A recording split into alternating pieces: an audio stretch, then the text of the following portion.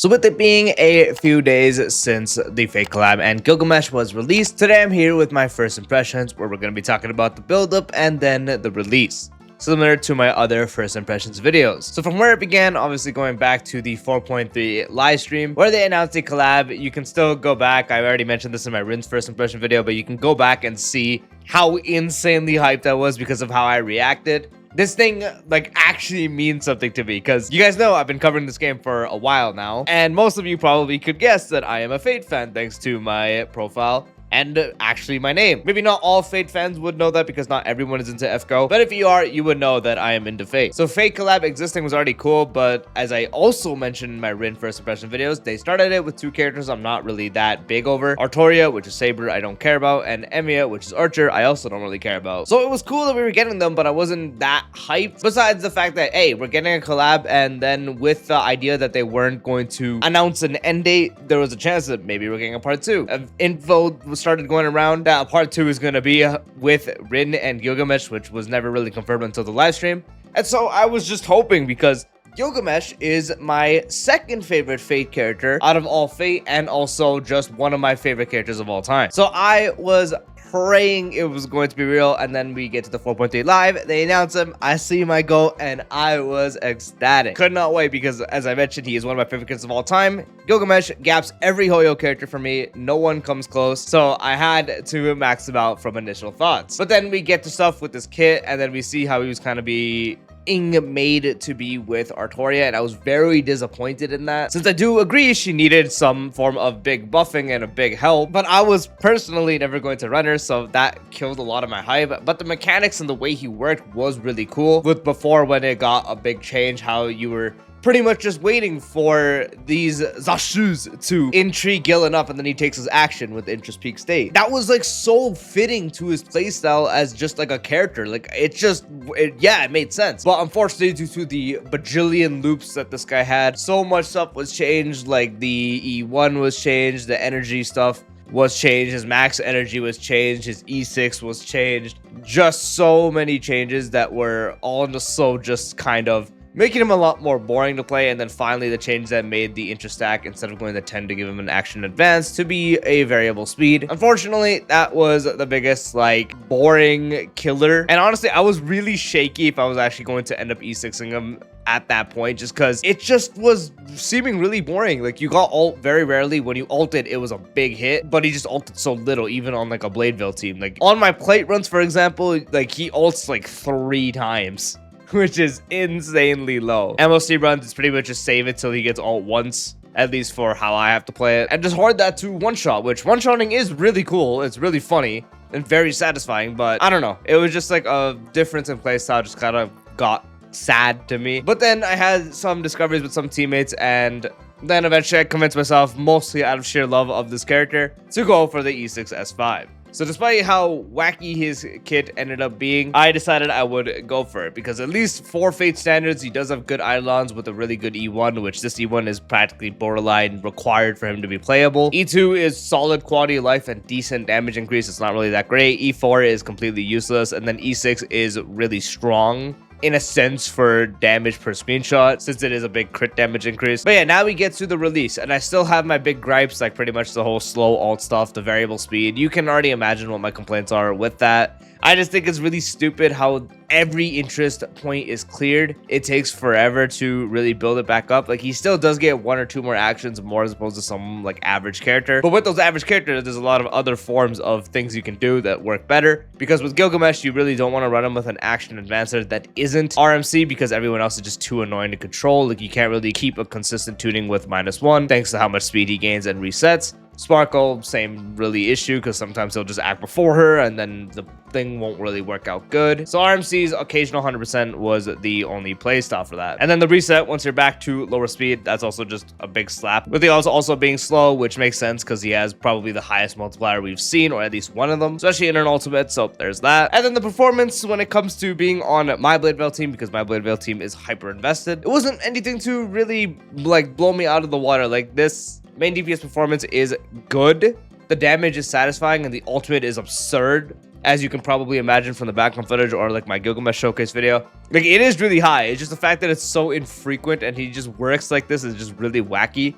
I do hope there's gonna be some future characters that work with him, which quote unquote Robin might. I'm just gonna have to pray that she works as is, because that's gonna be insane for Gilgamesh. It's going to practically fix all the issues I have. But that's future info. That's a bit shaky. But yeah, so like when it comes to like a pure fun aspect, like he's pretty fun to the fact that he can actually just one-shot any like knights or MOC stage with just one ultimate on a good team. But then after that first ultimate, it takes him a while to get the other ones. Even with like energy sports, it just takes a decent while. It's just kind of how he does function. He just kind of holds ult. Once you get it, it goes crazy. I am also glad to see that people are figuring out lower costs than anticipated, since there actually is like a clear of like a 3-cost Gilgamesh in Zero Cycle on the King's boss, which is insane how someone figured that out. But yeah, another big gripe I have about him is the removal of his energy overflow. Like, I get it, they really wanted to kill the loops, but they did. So like the energy overflow, without it, it's just so annoying, because there's so many times where I want to ult with someone else, but Gilgamesh is full energy. And if so, I were to ult with like Blade when Gilgamesh has max energy, I'm just going to lose out on that. But Gilgamesh's turn is about to come up, so I have to, or want to technically save it so I can get the interest points after it does reset. And then if he has ultimate and his turn's already up, if I were to skill and reset it, then ult and gain the interest stacks, then boom, that entire 40 fixed energy from his E1 and stuff, and just general stuff that he gains from using skill, that also is not going to give me anything because he's already at max energy.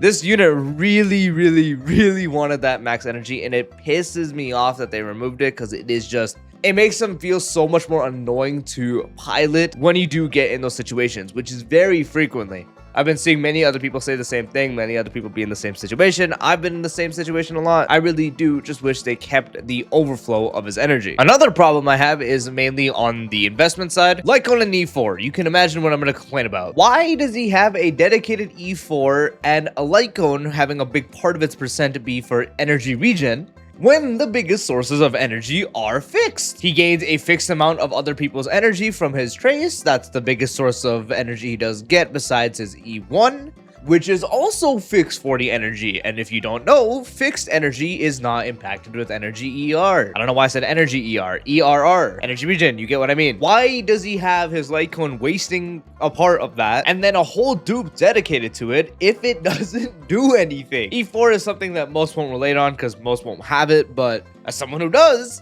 it pisses me off. I know E4s aren't really notorious for being that good, but this one is like borderline useless. And Light Cone, this is the one that more can relate on because 1, you can get it from 200, and 2, you can summon on it, and it's, you know, just a thing you can get. And this is what just inherently makes his Light Cone not that great. 18% attack, 10% energy regen, 72% ultimate damage, which that part is good, and then a mediocre team buff of 24% crit damage. This Light Cone is really mediocre. If they were to just take out the energy regen, they could have upped the ultimate damage, they could have upped the crit damage buff, hell, they could have even upped the attack for it to be more useful. The attack is a bit less focused here just because he has so much attack and crit damage in his kit already, but it would still be better than the 10% energy regen that is practically doing nothing. Or they could have made it to where it was like a slight, ever so slight refund, like how Artoria's Light Cone does that, because she is able to give about 10% of max energy back on her ultimate.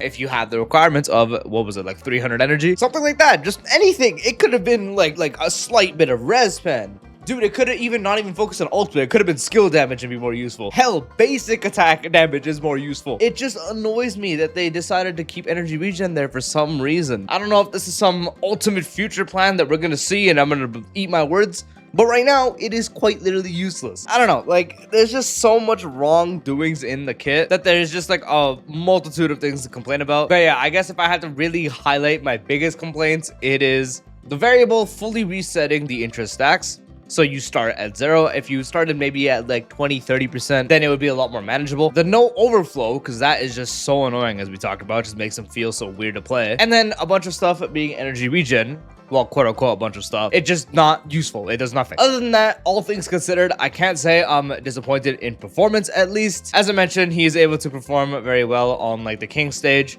Granted, right now we're in the era of a big shill for him, but even then, the team is performing quite well. He does have Bladeville, which does wheelchair a lot. unfortunately, but it's there. And then potentially with the future of Robin SP can make his main DPS and also the dual kings. I'm not really talking about the with Saber performance because I don't personally care about it. Like I can say right now, the team performs really good. It's probably one of the better performing teams right now. But I'm going to be honest, I feel like this is going to be another case of when Artoria did release, because we said the same things like, oh wow, she's way better than we thought she was. And then you know how fast she fell off. I feel like it's going to be a repeat here unless there actually is good teammates to come after. I hope there is. I hope the Robin SP stuff is going to make it in and make them better. I hope there's going to be more after that so they can actually stay afloat. If not, I can honestly see it being another case and a repeat of last year with Artoria. Except both of them are on the same team, so it makes it that much more funny. But yeah, my first impressions, I have a lot of gripes, but it's Gilgamesh, so Gilgamesh is God, so I guess whatever. A bit scared on the performance in the future.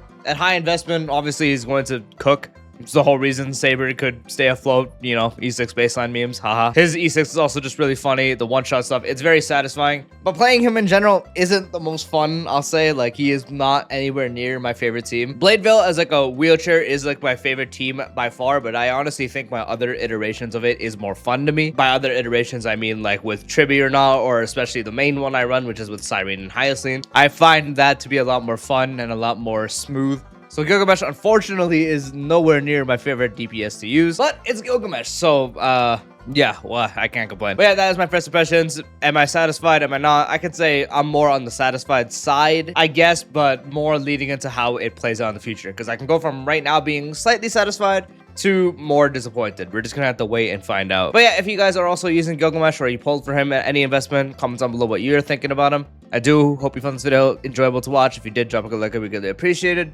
If you're new to the channel or haven't done so already, be sure to subscribe and turn on the bell for future videos like this along with all the types of stock content. And I'll see you later. Peace out.